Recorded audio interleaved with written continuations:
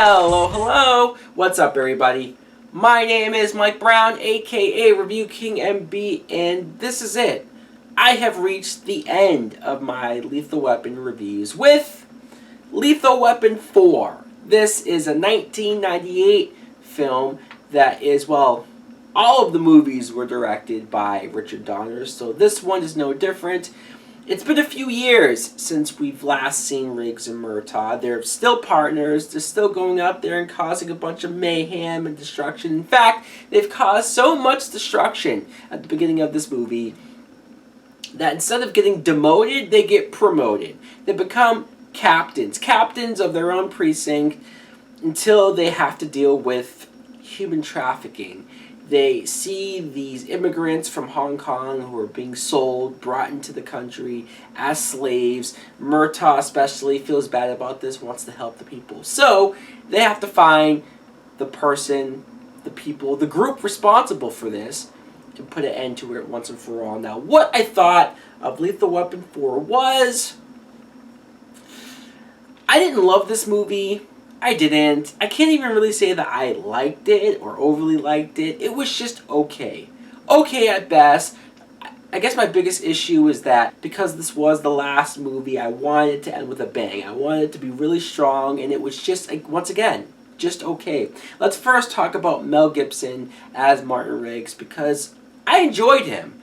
I enjoy everything about Mel Gibson in these movies. It's funny that I'm watching 4 Lethal Weapon movies with him as a star. He's partners and best friends with a black guy, and I never once watching these movies thought about like what happened to Mel Gibson in real life, like his scandal and the controversy and how this basically ruined his movie career.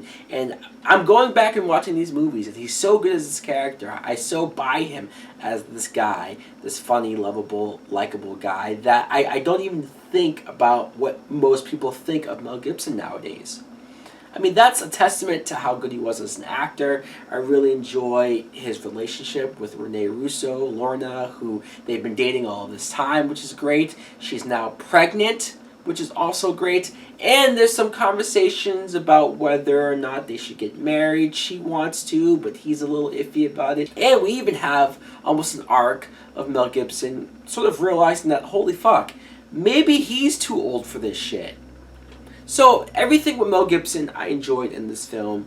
Him and Murtaugh, Danny Glover, they just have that chemistry. If there's anything that I could praise about this movie, it's their chemistry. It's just them, the scenes of them going back and forth and having fun. There's a lot of moments where they themselves make me laugh. The two of them make me laugh, and that's what you want. Now, Murtaugh, he too has a lot of stuff going on. His daughter is pregnant. He doesn't know about it. In fact, she's married to a cop, which he also doesn't know about. And I thought, okay, until you see that the guy she's married to is Chris Rock. Now look, I don't dislike Chris Rock. I think he's funny most of the time. It's just in movies, he misses a lot more than hits. And this film, like, he wasn't terrible. He wasn't bad. I'm not really sure I could buy him as a detective, though. Like, let's be honest, Chris Rock as a cop or detective, not really buying it. And there are moments where it seems like he sort of just stops the movie to do a stand-up routine to talk about, like, oh, don't you hate when cell phones don't work and all this stuff? And, like, especially that scene, Riggs and Murtaugh looking at each other or looking bored as fuck and looking like fuck, like, can we end this conversation? I'm having the same reaction. I'm kind of like, can we not do this right now? Especially the side joke about Murtaugh thinking that Chris Rock might be gay and likes him, and that's kind of a running ongoing joke for whatever reason. Joe Pesci is back as Leo Getz, and at first I kind of thought, well, this is the 3rd time he's come back, and they're kind of sort of doing the same stuff with him until the ending. The ending, you get a lot of character from Joe Pesci, and he becomes a real person, a real human being, and that's when I really enjoyed him. That's when I really felt like, okay, we're a family here. That was some of the best stuff, some of the character stuff that I enjoyed the most. Now, Murtaugh sneaking the Chinese family into his house and taking care of them, I don't know. It's kind of weird, kind of random for him to like care so much about that and do this. I mean, I guess it's admirable.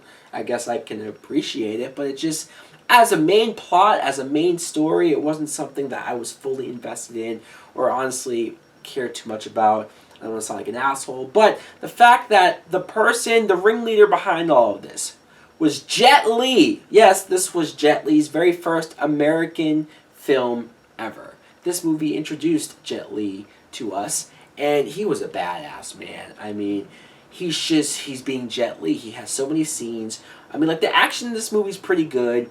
It's probably the least amount of action, technically, out of all the movies, but still, when it happens, it happens. But the fight scenes with Jet Li are amazing. There's a couple of scenes where he takes both Riggs and Murtaugh on at the same damn time and takes them both out. Like, he takes apart a gun, and he's doing spinning back kicks, and he's just doing all this fucking fancy moves, and you're like, how can you beat this guy? Especially the end fight with him. He just comes off as a total badass, which of course it's Jet Li, so what a surprise. But still, I was very impressed with the choreography, the fight scenes, and just everything that went on in those aspects. Maybe the biggest flaw with this movie is that, well, it did feel a little bit long. Like this is the first time where I felt the length of the movie, and that's probably because I wasn't fully invested in the story. But because this movie put comedy first. Like, first and foremost, it was a lot of comedy, and not all of it worked. I mean, Riggs and Murtaugh together, they always make me laugh, but sort of everybody else trying to get in there with the comedy didn't always work. I don't know. It's not a bad movie. It really isn't a bad movie. I don't have a lot of negative things to say about it. It's just, overall, I didn't have the same fun or as much excitement or as much just joy watching, especially the first two movies. Those first two movies were perfect as far as buddy cop movies go. That to continue it all the way to 4 movies, it's tough. It is. Not terrible, just okay. Let me know in the comments below, what do you think of Lethal Weapon 4? Do you like it? Do you hate it? Do you love it? Thanks for watching. Like, comment, subscribe. Later!